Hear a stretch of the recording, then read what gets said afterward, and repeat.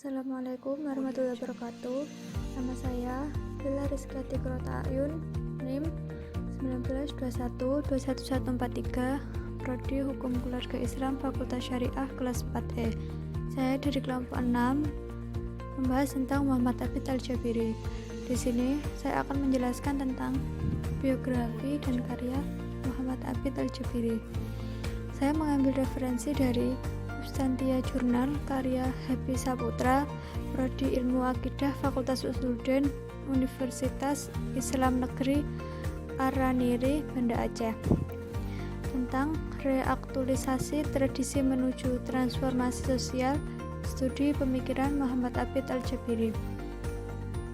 Selanjutnya saya akan menjelaskan tentang biografi Muhammad Abid Al-Jabiri. Muhammad Abid Al-Jabiri atau yang biasa dipanggil dengan Al-Jabiri, beliau merupakan seorang intelektual muslim kontemporer yang sangat disegani oleh banyak kalangan dan mempengaruhi banyak pemikiran generasinya, khususnya peminat studi keislaman atau Islamic Studies. Beliau dilahirkan di kota Fiji atau Fakik, Maroko pada tahun 1936. Beliau tumbuh dalam sebuah keluarga yang terpandang. Ayahnya sebagai pendukung perjuangan Partai Istiqlal. Al-Jabiri adalah seorang pemikir Arab yang berwawasan luas dan populer. Namanya banyak disebut di tengah kencah pemikiran dan diskusi-diskusi tentang filsafat Arab. Al-Jabiri adalah seorang kritikus dalam berbagai disiplin pengetahuan Arab di Barat dan Timur. Beliau menghembuskan nafas terakhir atau beliau wafat pada Senin 3 Mei 2010 di Casablanca. Selanjutnya, sejak kecil Muhammad Abid Al-Jabiri sudah menempuh pendidikan dan yang bernuansa agama. Pertama-tama ia dikirim ke sekolah agama, yang kemudian ia disekolahkan di sekolah swasta nasionalis atau madrasah Hurrah Wathoniyah yang didirikan oleh Gerakan Kemerdekaan pada tahun 1951 sampai 1963. Beliau menghabiskan waktu 2 tahun di sekolah jutaan negeri, yakni setingkat SMA di Casablanca. Setelah Maroko merdeka, barulah beliau mendapatkan gelar diploma dari Sekolah Tinggi Arab dalam bidang ilmu pengetahuan. Kemudian Al-Jabiri saat muda dibimbing oleh Mehdi bin Barqa, yaitu seorang pemimpin sayap kiri Partai Istiqlal yang kemudian memisahkan diri dan mendirikan The Union Nationale de Forces Populaires atau UNFP dan kemudian berubah menjadi Union Sociale de Forces Populaires atau USFP. Muhammad Abid Al-Jabiri adalah seorang pengagum Marxisme. Sebagai seorang yang lahir dan tumbuh di negara bekas protektorat Prancis, beliau tidak kesulitan untuk mengakses buku atau pemikiran berbahasa Prancis, poststrukturnalis maupun postmodernis yang rata-rata memang lahir dari Prancis.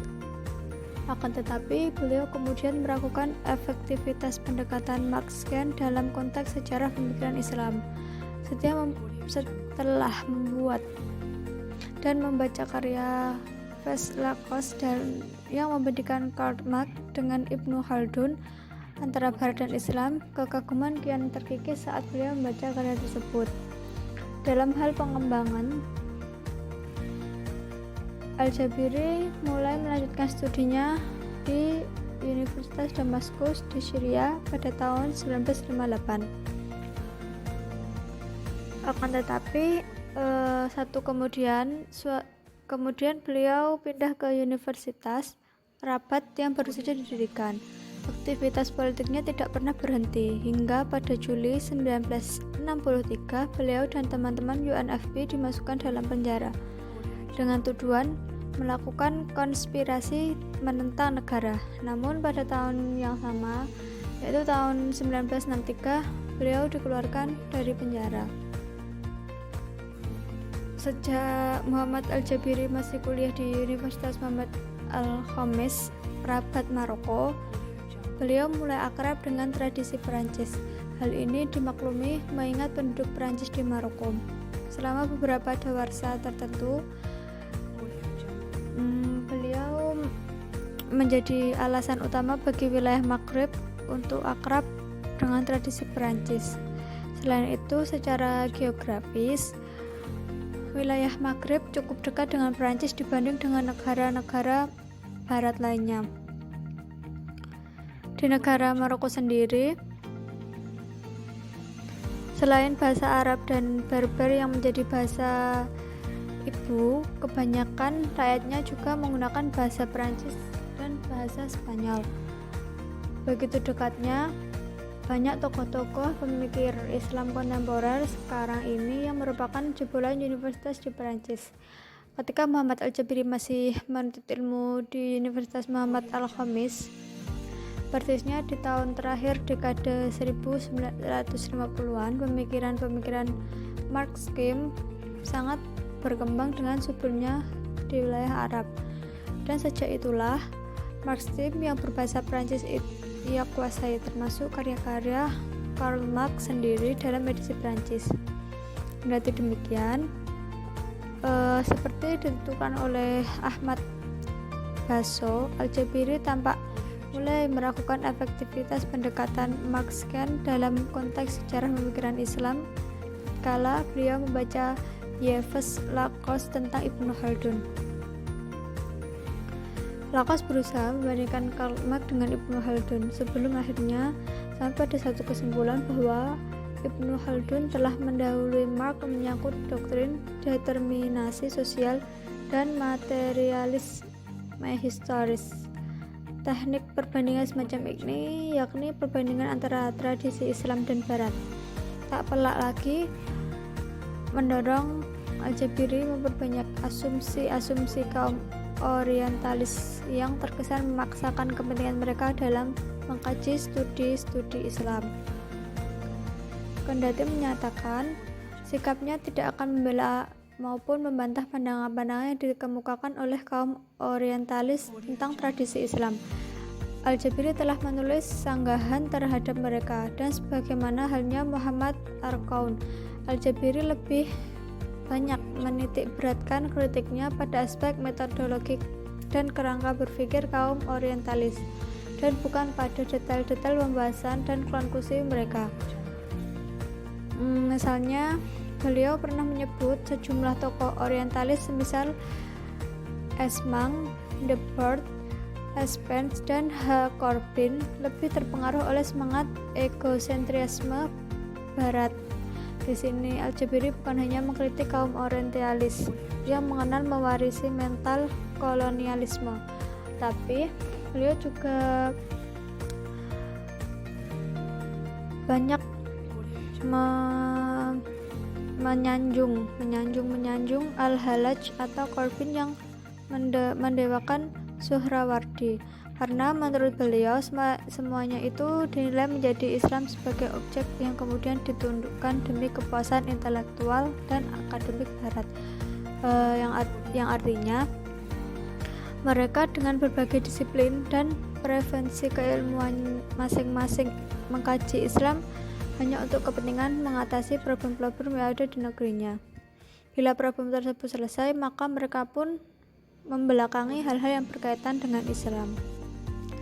Maka, dalam konteks seperti ini, mereka tidak akan berbicara lagi mengenai Islam yang historis, apalagi studi-studi kritis tentang ajaran Islam.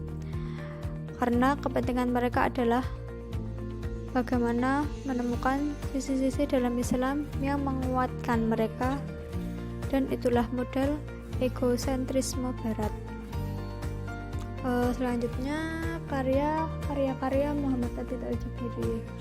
Ada yang berbeda dari pemikiran-pemikiran Islam lainnya. Muhammad Abid Al-Jabiri lebih kurang dari 20 tahun membangun tradisi kritik dan dalam pemikiran Islam. Sejak tahun 1970-an, beliau menghabiskan waktunya untuk menghasilkan beberapa karya yang cukup brilian. Di antara karya-karyanya yang terkenal yaitu trilogi Naqd al-Aql al-Arabi. Buku beliau ini berisi 1200 halaman lebih. Konsep triloginya ini juga tersebar di 3 buku beliau. Pertama, Takwin al-Aql al-Arabi atau Formasi Nalar Arab pada tahun 1982. Huyah al-Aql al-Arabi atau Struktur Nalar Arab pada tahun 1986, dan al-Alaq al-Syiasi al-Arabi Nalar Politik Arab pada tahun 1990. Semuanya diterbitkan oleh Markas Dirosah Al-Wihdah Al-Arabiyah, Beirut, Lebanon. Sejak awal memang Al-Jabiri dikenal sebagai pemikir Islam yang sangat produktif. Itu terlihat dari beberapa karya yang lebih dahulu diterbitkan. Selanjutnya pada tahun 1973 beliau kembali menulis sebuah buku tentang pendidikan dan tradisi pengajar di kota kelahirannya, Maroko, yang kemudian ia beri judul Adwah ala Musyrikil al-Ta'lim. Pada tahun 1976 beliau kembali melanjutkan karyanya dengan menulis tentang epistemologi pengetahuan dengan judul Mahdal ila Falsafah al-Ulum atau pengantar filsafat ilmu. Buku ini merupakan hasil pergulatannya dengan beberapa referensi filsafat Prancis dan Barat.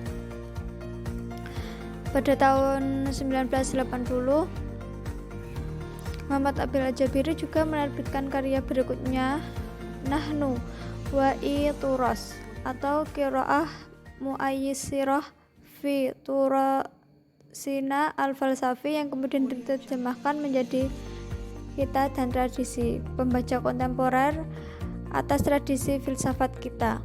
Dalam buku ini beliau menulis beberapa sebab kemunduran peradaban Islam. Di antaranya menyebut beberapa pemikiran filsuf Muslim seperti Ibnu Sina sebagai penyebabnya.